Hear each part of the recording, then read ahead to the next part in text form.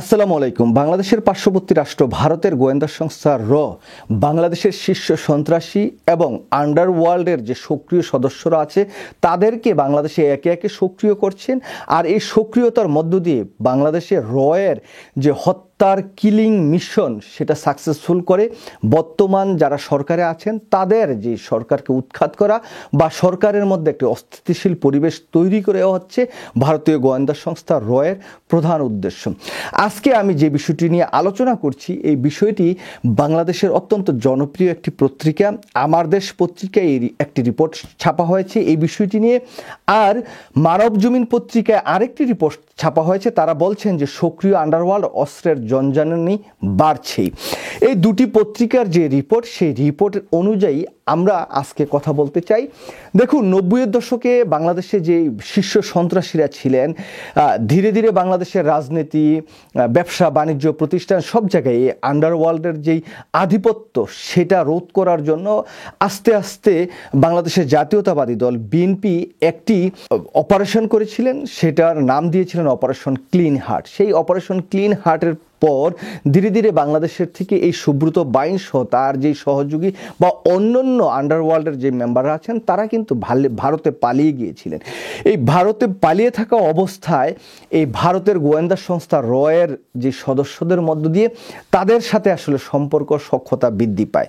দেখুন, এই আন্ডারওয়ার্ল্ডের যারা সদস্য আছেন তারা ভারতে বসে বাংলাদেশের আন্ডারওয়ার্ল্ড যখন নিয়ন্ত্রণ করছিলেন ধীরে ধীরে তারা কিন্তু ভারতে বিভিন্ন সমস্যা তৈরি করছিলেন। সেই জন্যই কিন্তু এই সুব্রত বাইনকে গ্রেপ্তারের চেষ্টা করেন ভারতীয় পুলিশ, কিন্তু সুব্রত বাইন ভারত থেকে আবার পালিয়ে গিয়েছিলেন নেপালে। তো সেই জায়গায় আবার ভারতের 3 জন পুলিশ ঢুকে গিয়েছিলেন, সেই অনেক কাহিনী। সেই পুলিশ সদস্যদেরকে আবার নেপালের পুলিশ গ্রেপ্তার করেন, সেই জায়গা থেকে আবার তারা ছুটে আসেন। তারপর সুব্রত বাইন কিছুদিন নেপালের জেলে থাকার পর আবার সেই জায়গা থেকে আবার ভারতে পালিয়ে আসলেন। ভারতে পালিয়ে আসার পর ভারতের গোয়েন্দা সংস্থা এর তত্ত্বাবধানে ছিলেন ভারতের বিভিন্ন জেলে এবং তাকে অনেক উচ্চমানের প্রশিক্ষণও দেওয়া হয়। তো এই সমস্ত বিষয়গুলোকে কেন্দ্র করেই এখন ভারত আবার তাদের যে নিয়ন্ত্রণ বাংলাদেশে এই আন্ডারওয়ার্ল্ড দিয়ে নিতে চাচ্ছে এবং বিভিন্ন হত্যাযোগ্য বলুন, চাঁদাবাজি, খুন খারাপি সব কিছু মিলিয়ে একটি জগা খিচুড়ি তৈরি হয়েছে। তো আমার দেশ পত্রিকার রিপোর্টের থেকে আমরা যদি একটু কোট করি, তারা বলছেন যে প্রতিবেশী দেশের গোয়েন্দা সংস্থার নির্দেশ অনুযায়ী কিলিং মিশনের অংশ হিসেবে গত 26শে জানুয়ারি তিনি এই যে সুব্রত বাইন তিনি নয়াটোলা নিজ আস্তানায় বসে দুপুর 2টার পর মধুবাবু, বিপু, মাহফুজ, নোয়াটোলা শরীফ, ইফতেখার বাগনা বাপ্পি, ওসমানের ছেলে নয়ন, ড্রাইভার ওসমান ওরফে জামাই ওসমান নিয়ে কিলিং মিশনের মিটিং করেন। তাদের মধ্যে জুলাই অভ্যুত্থানের 2 জন সমন্বয়ক ও ভারতীয় গোয়েন্দা সংস্থার টার্গেটে ছিল। এখানে টোকাই সাগরও ছিল, আরও অনেকেই সম্পৃক্ত হয়েছেন। তো এই যে তাদের মিটিং টিটিং করা, এখন অপারেশন ডেভিল হান্ট চলার পর তারা আবার ঢাকা থেকে পালিয়ে বিভিন্ন জায়গায় আছেন। তারপরে আরেকটু কোট করি, ভারতীয় গোয়েন্দা সংস্থা এর সমঝোতা ভারত থেকে সুব্রত বাইন ঢাকায় আনা হয়। উদ্দেশ্য ছিল কিছু অভিযানে তাকে কাজে লাগানো। সেই থেকে সুব্রত বাইন একটি বিশেষ সংস্থার কাছে বন্দী ছিলেন। 5ই আগস্ট ছাত্র জনতার সফল বিপ্লবের পর আওয়ামী লীগ পতন হলে মুক্তি পান সুব্রত বাইন। অপারেশন ডেভিল হান্ট শুরু হওয়ার পর তিনি ঢাকা ছেড়ে বরিশালের উজিরপুরে আশ্রয় নেন। পুলিশের একটি সূত্র বলছে সুব্রত বাইনের গতিবিধির উপর নজর রাখা হচ্ছে। কি নজর রাখবেন আমি জানি না। এই যে সন্ত্রাসীরা তাদের যে কার্যক্রম সেটা হয়েছে। এখন এই যে ভারতের সাথে কিভাবে কানেকশন হলো, কি হলো সেটার বা কি ট্রেনিং পেলেন সেই জিনিসটা একটু জানি। তারা বলছেন যে সুব্রত বাইন এর commando Z class NSG type প্রশিক্ষণ প্রাপ্ত। আল্লাহ বুঝেন, গ্রেনেডের মতো ভারী অস্ত্র চালানোর মতো পারদর্শী তিনি। এই জন্য ভারতীয় সেনাবাহিনীর গোয়েন্দা সংস্থা MI ও তাদের সম্পদ হিসেবে বিবেচনা করেন এই সুব্রত বাইনকে। বাংলাদেশে বন্দী থাকা অবস্থায় সুব্রত বাইনের সঙ্গে ভারতীয় গোয়েন্দা সংস্থার যোগাযোগের মাধ্যম ছিল মানিকগঞ্জ আওয়ামী লীগ নেতা ও সাবেক পৌর কাউন্সিল, বর্তমান মানিকগঞ্জে কারাগারে রয়েছেন সুভাষ সরকার। এই সুভাষ সরকার আওয়ামী লীগের সাধারণ সম্পাদক ওবায়দুল কাদেরের গুরু। মূলত সুভাষ সরকারের প্রভাবে ভারতীয় গোয়েন্দা সংস্থার যোগাযোগ রক্ষার মাধ্যমে ওবায়দুল কাদেরকে টানা 2 মেয়াদে আওয়ামী লীগের সাধারণ সম্পাদক করেন। এছাড়াও সাবেক সেনাপ্রধান আজিজ আহমেদ ভারতীয় গোয়েন্দা সংস্থার যে যোগাযোগ সেটা রক্ষা করতেন আর কি। সুভাষ, বিশেষ করে আজিজের বড় ভাই হারিস আহমেদ ভারতের অবস্থান ও বিভিন্ন সুবিধা প্রদানে সুভাষের মাধ্যমে সম্পন্ন করা হতো।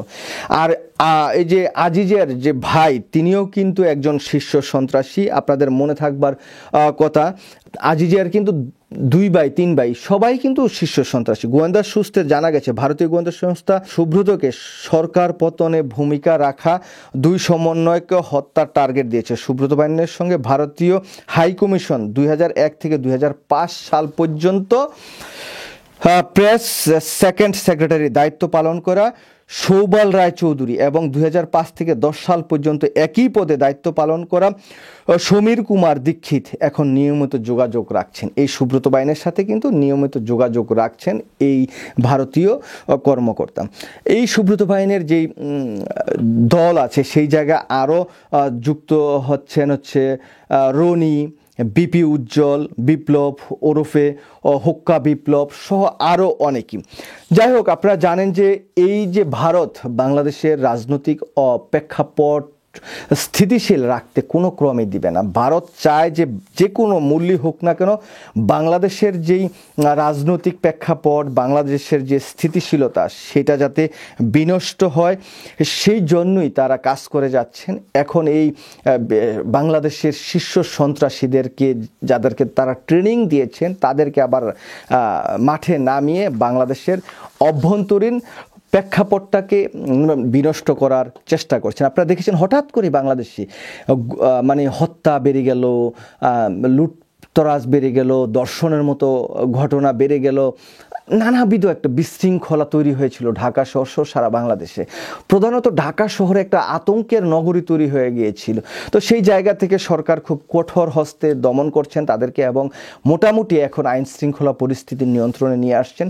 তো আমি একটা কথা বলবো যে ভারত এবং ভারতীয় গোয়েন্দা সংস্থারও যতই চেষ্টা করুক না কেন বাংলাদেশে অস্থিতিশীল একটি পরিবেশ তৈরি করতে, বাংলাদেশের জনগণ আর এগুলো হতে দিবে না। আসলে সেই জন্যই এখন এই সমস্ত সন্ত্রাসীদেরকে দিয়ে যতই চেষ্টা করুক ভারতীয় যে সরকার আছে তারা চেষ্টা করুক, গোয়েন্দা সংস্থা চেষ্টা করুক, অথবা ভারতীয় যে এম্বাসি আছে এখানে তারা চেষ্টা করুক, কিচ্ছু হবে না।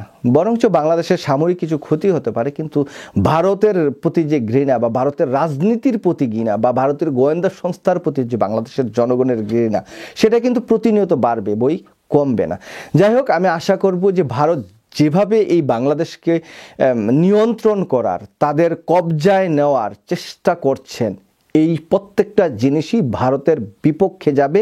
ভারতের এটা একটা কি বলবো, রিভেঞ্জ বা ব্যাকফায়ার করবে। এটা করা বাংলাদেশে ভারতের এই সমস্ত অপকর্ম করা কোনোভাবেই বাংলাদেশের জনগণ মেনে নেবে না, আমরা কেউই এটা মেনে নেব না। যাই হোক, সবাই ভালো থাকবেন, নিরাপদে থাকবেন, সাবধানে থাকবেন। ভারতের যে অপখেলা সেটা কিন্তু চলছে, সেই বিষয়ে আপনারা দৃষ্টি রাখবেন। আশা করি বাংলাদেশ যে কোনো মূল্যই হোক না কেন সামনের দিকে এগিয়ে যাবে। বাংলাদেশ সেই প্রত্যয়ই শেখ হাসিনাকে বাংলাদেশ থেকে বিতাড়িত করেছে। আল্লাহ হাফেজ, আসসালামু আলাইকুম।